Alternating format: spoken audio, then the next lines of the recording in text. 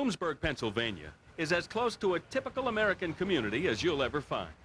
Located in the central part of the Keystone State, it's not the kind of town where you would expect to find unmitigated lunacy and vehicular exaggeration concentrated in one relatively small area, except on one weekend out of the year.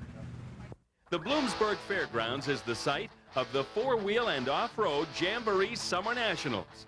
And it's a three-day marathon of 4x4 fanaticism spread over the Bloomsburg acreage like a mad mobilized assortment of motorized Chinese checkers. One of the many outdoor automotive expos organized by Special Events of Indianapolis, Indiana, the four-wheel and off-road Jamboree will include a humongous show and shine competition, mud drag racing, a tough truck competition, and of course, monster truck racing, featuring some of the sport's best-known monster meisters going vertical in a slew of side-by-side matchups. This event is a clear and convincing argument that trucks are now an established member of America's high-performance mixture. One look at the endless number of 4x4s scattered around the show field revealed pickups, Blazers, Broncos, Trail Dusters, and any number of imported sport utilities running engine bays spilling over with big-inch motors, blowers, and tunnel rams, hitched up to beefy drivetrains, hung from chassis with crazed combinations of multi-shock setups and maxed-out springs that defy the imagination. We'll get a close look at many of the 4x4s that high-stepped into the Summer Nationals. And we'll check in at a bunch of the special attractions that kept everyone entertained all weekend. But let's get some comments from someone who keeps a steady grasp on what's happening in trucking circles. Dwayne Elliott, the editor of Argus Publishing's Off-Road magazine. These are our readers here. They build their trucks, they're into it. There's more aftermarket stuff here on the East Coast. I think this probably is going to be our hottest event. The Midwest is usually a great place to get trucks. There's some outrageous amount of trucks here. We weren't prepared. We have 4 people out here, and we haven't shot half the nice trucks out here. And they support our aftermarket. They support our magazine. That's why we're here. They support us.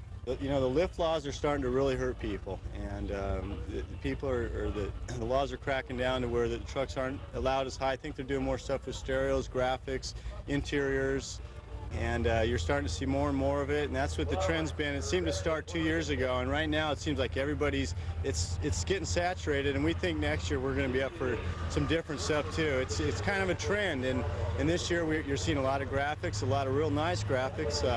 Like I said, the interiors and the stereos I think are real big this year. And we don't know next year. These guys, somebody starts it and it takes off, and we don't know. We just follow it and try and stay on top of it. I think the off-road people are more environmentalists than people realize. Unfortunately, there are a few bad apples that ruin and give us the bad images, but we're trying to project being responsible.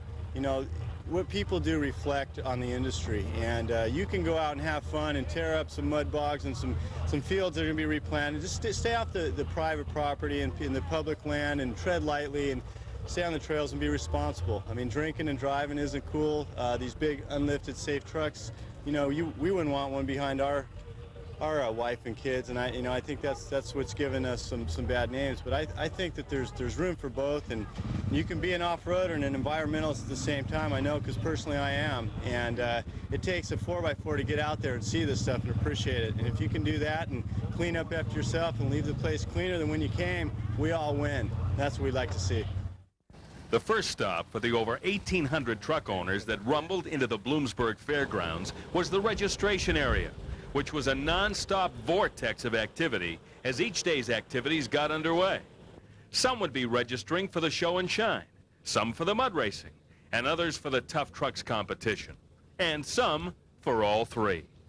The special events staff had its work cut out, organizing the smooth execution of the close to 2,000 registrations that had to be handled quickly and accurately. We discovered at the registration tent that pre-registered participants ranged from age 17 to 62, with the average age 29. 17 different states were represented by the registrants, and there were a number of Canadian truck owners expected to arrive as well. 1/3 of the owners were from the event's home state of Pennsylvania, and Ford was the make of choice for 35% of those who had pre-registered.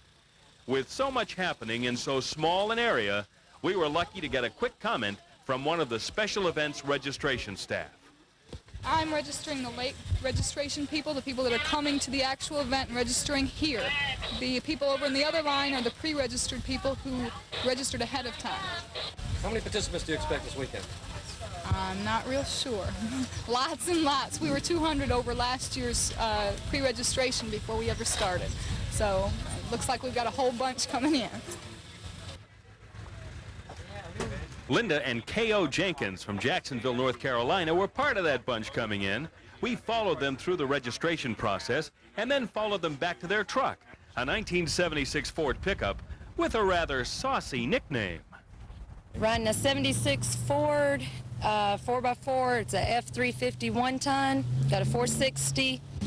It's good enjoyment. Take your kids out to the races, and it's great. Our whole club goes. We have a lot of participants out there. We have a really good time at it, and that'd have to be my best parts, the racing.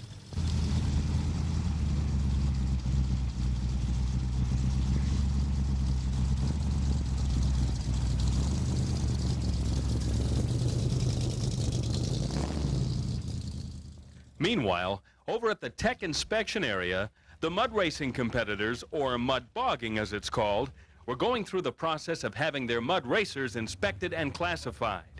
It was a good chance for us to see some of the race machines up close and talk to some of the people involved in this wickedly fast and somewhat offbeat motorsport. What we're doing today is we're measuring the axles, which can't be no more than 144 inches. We're weighing them in to see how much they weigh, to see what class they go in. And then we move them up here, and then we tech them and check them out to see if they're going to be up to specs and stuff like that. I won the second leg of the Johnson Super Series. My son drove the car. He can't come today because he had to work, but we set a new track record up there, 2:01 in 150 feet. Car ran great, and we've taken 3 or 4 firsts with it so far, so it's been running super. I like this event. I was here last year, and it's great. It's great. I like it. A lot of families here, good participation, and it's a good track. I like running for NMRO. They're good people. Been doing pretty well with this truck so far this year. Up in Johnson, Vermont at the Super Series. He took a 5th place, but that's because he stood it straight up in the air on one tire and bent this whole front of the frame straight up, cracked the hood a little bit here, and put it back together, and we've been running 1st and 2nd for the past 3-4 races now. My boyfriend's been racing. He started off with a little Jeep CJ5. His uncle is the Polish Express right there. He started off racing in a pickup truck about 5-6 years ago, and they just built up from there. Saved a little winnings money and kept building on. My name is officially on the car, so you could call me part of the crew. It's almost like a car. Your brakes, pedals run by your left foot, and gas pedal, you need to have a strap over it in case it gets stuck down. You can pull it back up. Shifter, same, any truck that you want to modify. That little lever right there controls your nitrous.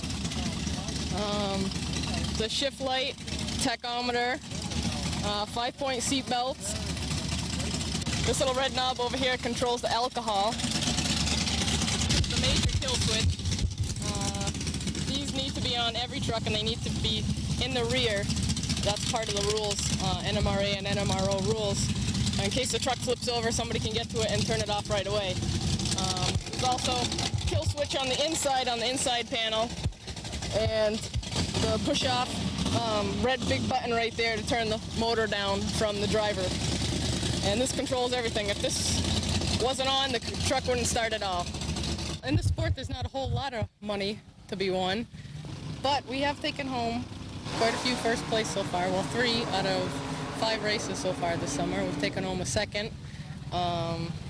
Some places we go to, we get trophies. Some places we don't. But so far this year, we're doing pretty well, and he's happy with it. Who thought up the name? That was my boyfriend Bill's idea. It was just a part. He was getting kind of bored. He was racing dirt bikes for a while, and decided he wanted to get into something new, and this was his missing link. So it makes him happy. That's all that counts, I guess. All weekend long, whenever the mud bogging competition was getting underway, the fairground grandstands filled up quickly, as it seemed everyone wanted to witness the muddiest, muckiest motorsport ever invented. The course is prepared by irrigating the 150-foot racing surface with enough water to create a modern-day equivalent of the La Brea tar pits.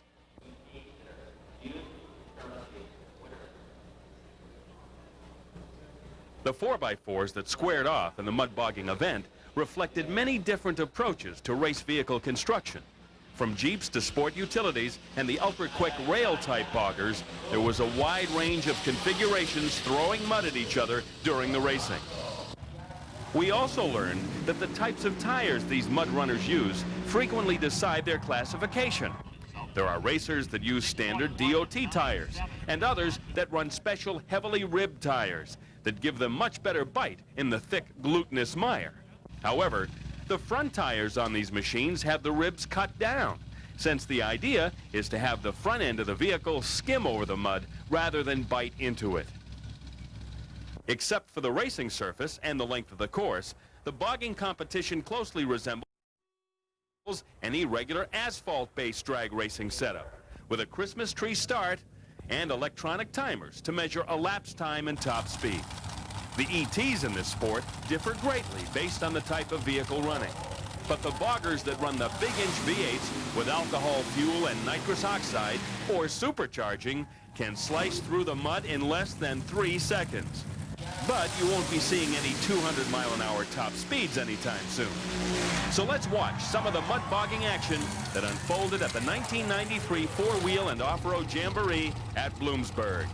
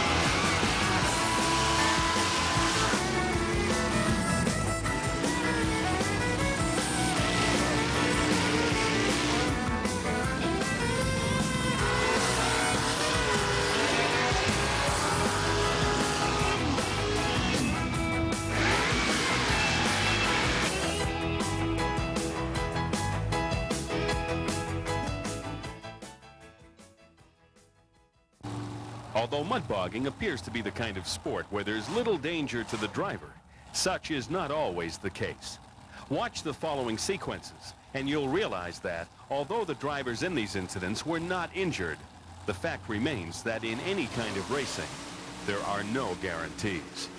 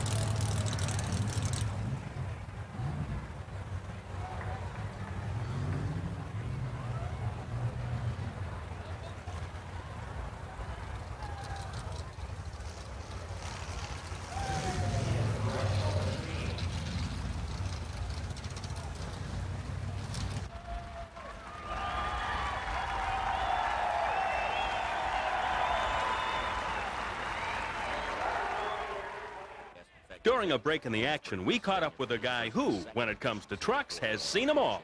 Track announcer Johnny Moto.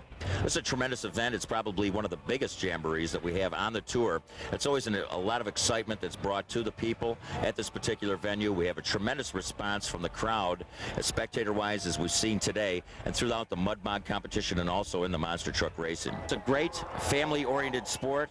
We, in fact, see right now the tough truck competition going off. It gives an opportunity for everybody to get involved with all the many things we're doing, whether it be going through the manufacturer's area, an opportunity for the adults to purchase some items at a show-type price, or the kids to be involved in a balloon toss or little pedal car competitions. We try to give something for everybody here at all of our four-wheel and off-road jamborees. And with hundreds upon hundreds of tricked-out trucks at the Jamboree's Show and Shine, there was a 4x4 just right for everyone. Let's take a closer look at some of the best. We caught up with Ford fanatic Ray Liotta of Hampstead, New Hampshire, and his 1989 Ford F-350. My goal for the last 5 years, I've been working on trying to get in a Ford commercial, and basically I had an article done by a local newspaper in town that said Ford fan longs to be discovered, and it's basically my dream of being in a Ford commercial. They said if there was a record in the Guinness World Book of Records for the all-time Ford fan, I feel I'd win. The two newest things I've done is this display on the back of the truck that says Ford Trucks, the best never rest, and I did a mural of my truck racing up in Maine. It says Ford Trucks winning the world over. And just today I talked to the Bigfoot crew, and they allowed me to bring my truck over and park it next to the Bigfoot truck and take pictures with my dump body up next to the Bigfoot truck for like a commercial for Ford. I even named my plate Ford Ad, because basically the whole truck is a moving Ford commercial. I've tried to devote everything toward that. Like I said, my ultimate goal, would be to actually do something for Ford, whether it be a commercial or some kind of promotional advertisement at one of their shows. We got a good close look at Bob Frost's Outlaw Blazer. It's a 1977 Chevy Blazer. Bought it in 1978. Done everything I can think to do to it. Every year I try to change it a little bit more with the rear steering. This year I added the doors to it and changed all the color. Last year it was brown and orange. The doors, we hinged them from the door post and used a hydraulic gas shock to support the door when it's open, and when the door is closed, the hinges are totally hidden and the shock support is totally out of the way. And was that an engineering problem? Not really. It was a good friend of mine, Keith Hendershot, did a lot of the engineering on the doors, worked a lot of hours, and just a lot of patience. Where did you get the idea to hinge the doors from? We wanted to gull wing them at first, but the problem was that everything was pinching and they were too high for me to reach. So, yeah. But then we thought we'd just hinge them from the door post, and it would be a little bit easier and be a little bit different. I'd never seen it on any other vehicle, and thought it'd be something different to have. And I've looked around here. I've only seen one other truck that has suicide-type doors, but nothing like this. The motor, basically lower end, is pretty much stock. The cam is Edelbrock, the valve cover is a manifold, the carburation, everything is aluminum Edelbrock, and then B&M aluminum pulleys. Bob's Blazer also sports four-wheel power steering. a relatively new innovation to the 4x4 scene.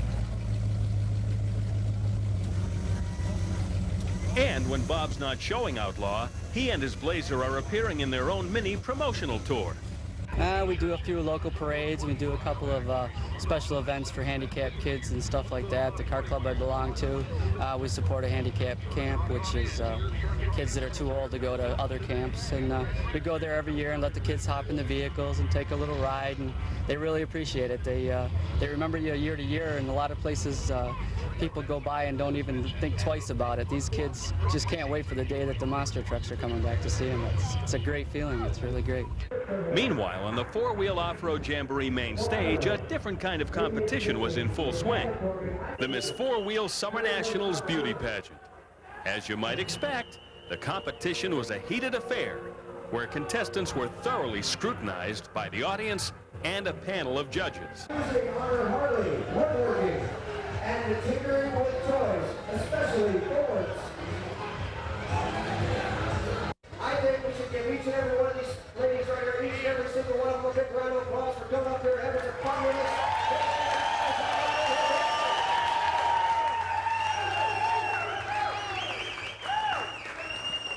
I think we might have a decision. When the judge's decision was finally handed down, Stephanie Sawicki of Gardner, Massachusetts was crowned the new queen, and she received a $500 cash prize. On the left is third runner-up Don Kobolars of Nanticoke, Pennsylvania. On the right, second runner-up Amy Bauer of Dingman's Ferry, Pennsylvania. Elsewhere, there was a lineup of little Bigfoots staged on the starting line for the race that would reward the winner with a genuine battery-powered Bigfoot like the ones used in the competition.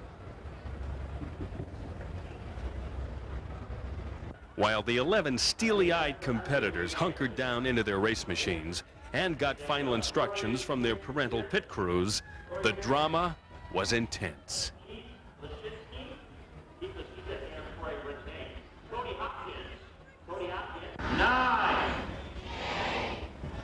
The audience counted down the final seconds until the start of the race.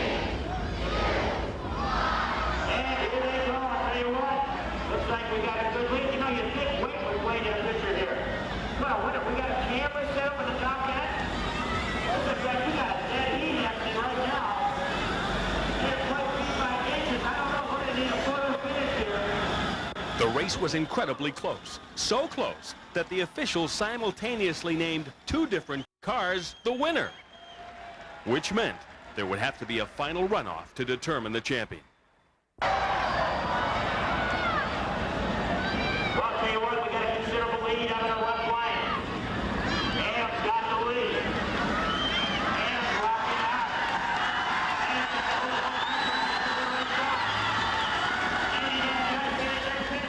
This time, the finishing margin was much more decisive, and we got a quick comment from the champion.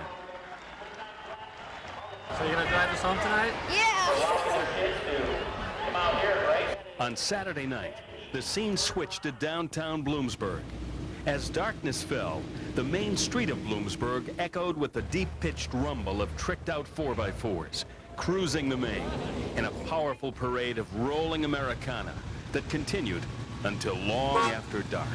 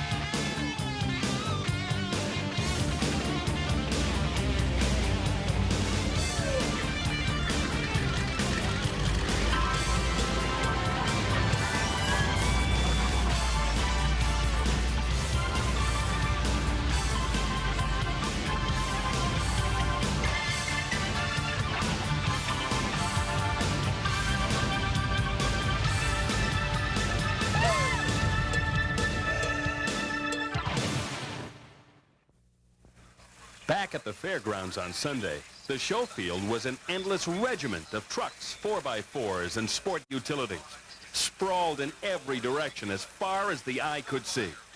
Tens of thousands of spectators roamed the show area, taking in the massive display of truck power. And we discovered some amazing displays of truck audio power. This 1987 Toyota 4x4, owned by James Touch, drew a crowd with its customized system, pumping out 1,165 watts through no less than 26 speakers. We talked to Patty Stratum, Jim's co-pilot, in this rolling boombox. 1987 Toyota. It was stock when we bought it. We bought it used.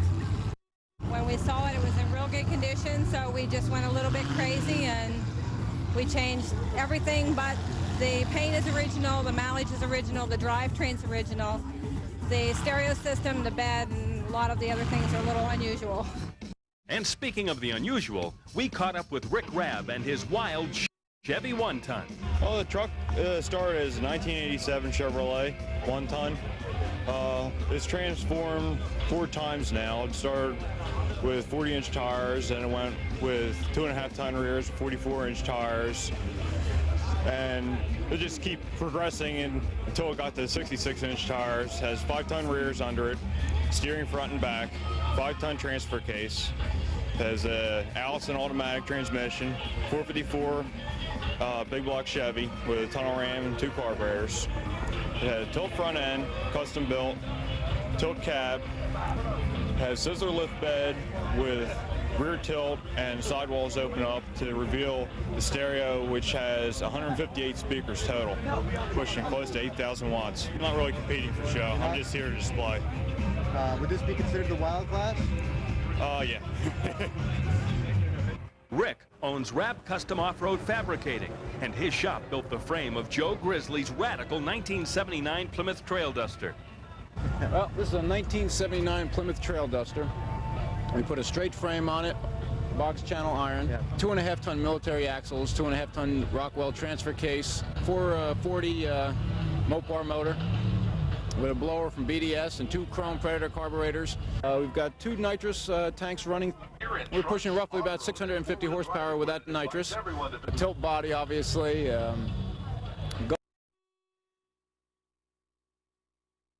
I needed something different, radical, wild.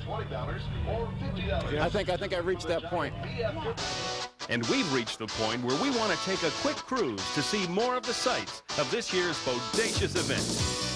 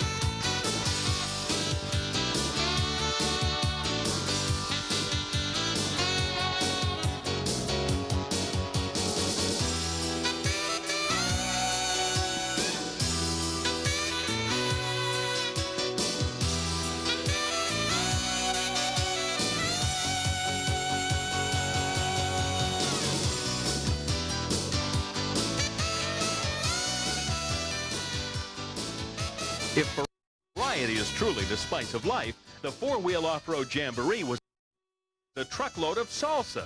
They were mild and they were wild. Like Sam Marino's indescribable 1971 Jeep Commando. It's a 71 Commando, and it's a whole tube, space tube structure. It's a blown big block Chevy. It used to be a 454, but we kind of did it over just like everybody else does. It's got a 4-link suspension. It's got Boyce equipment, military rears, 2.5 ton. And we got a steering box mounted on the rear so we can operate this truck on the street when we change the size of the tires. For show, we have 48-inch Terra tires. Everything is all custom made. The frame, the headers, whole 9 yards. Robert Fry's radical 1980 F-150 was an incredible truck. I bought it for about 800 bucks out of a junkyard.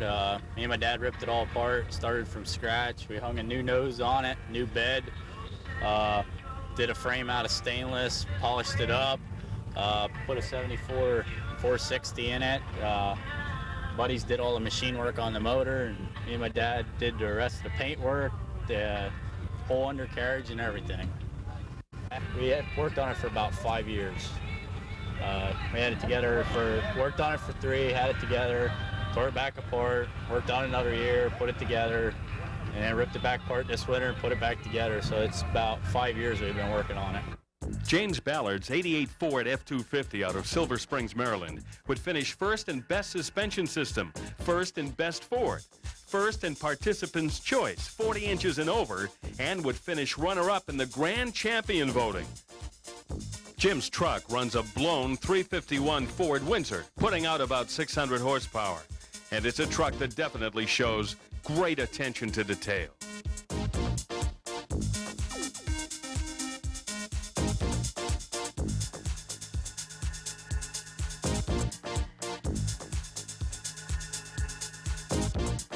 And here's a look at the truck that would win the Grand Champion Award for this year's event. Ray Ruppel's 1980 Chevy Silverado out of Oshkosh, Wisconsin.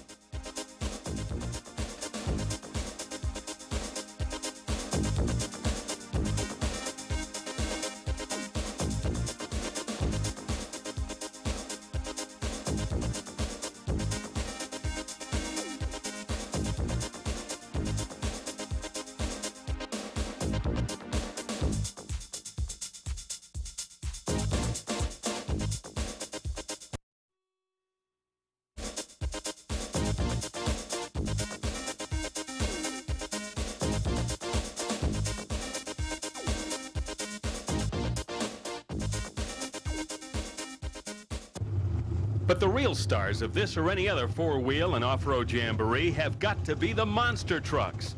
And no less than 15 of them came to Bloomsburg to compete in the 2 full days of racing held on Saturday and Sunday.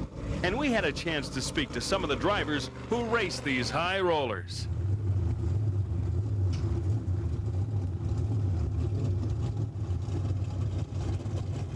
The truck's it's a new truck for us. We're doing a lot of experimenting. You know, we got Trailmaster as a sponsor on our shocks. We're doing a lot of work with the suspension. Guys with BDS, MSD ignitions, all them guys we've been working with. We're trying to build some horsepower here with the truck, and the truck is doing pretty good. We are building some horsepower. We're starting to put it to the ground, and the truck's been doing some real fabulous times out here. This is a 1993 Chevy. It's got a 572 Keith Black in it. It weighs 10,000 pounds and it flies through the air. If you look on the back of it, you'll see the wing on the back. That's a new thing I just put on it, and we're still testing with it. I got it setting real low to the back of the bed, but it's supposed to keep the truck flying straight and smooth. I've got a 93 Dodge Dakota. I'm running a Keith Black Hemi. It's a 426 cubic inch. It's blown and injected on alcohol. It's got 5-ton military rear ends basically in it. They're not the same as the military trucks were. They got like a school bus center section actually. And it's got a ProFab transfer case. Weighs 10,150 pounds. I hope to do real well. I qualified number 4 in the qualifying, so I think I'll do pretty good. I got the snake bite for the first round, so we're gonna see what we can do with it. We hope to load him on the trailer. And if you've ever seen truck and tractor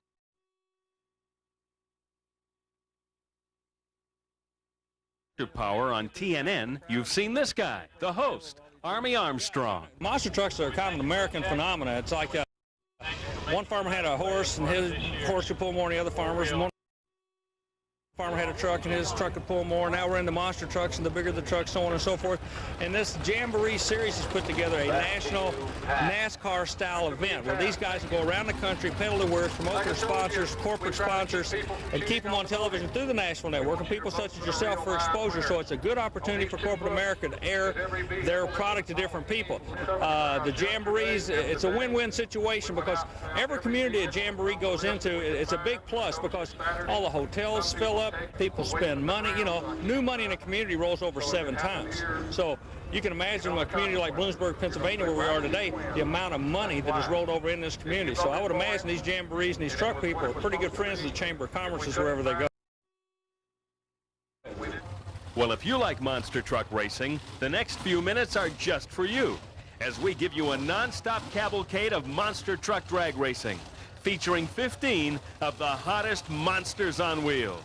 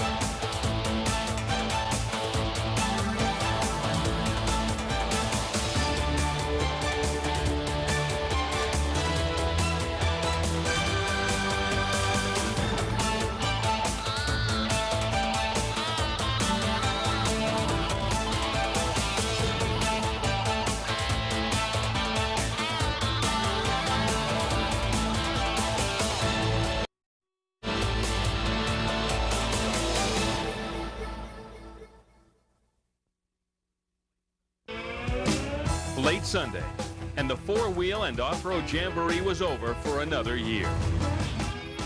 The final tallies would show 2,164 participants in all taking part in the weekend's events. 44,864 spectators had come to see and enjoy this 4x4 exposition on what had been a hot and humid weekend in early July. And the estimated economic windfall for the local community would add up to $8.1 million. It had been a major success in every sense of the word.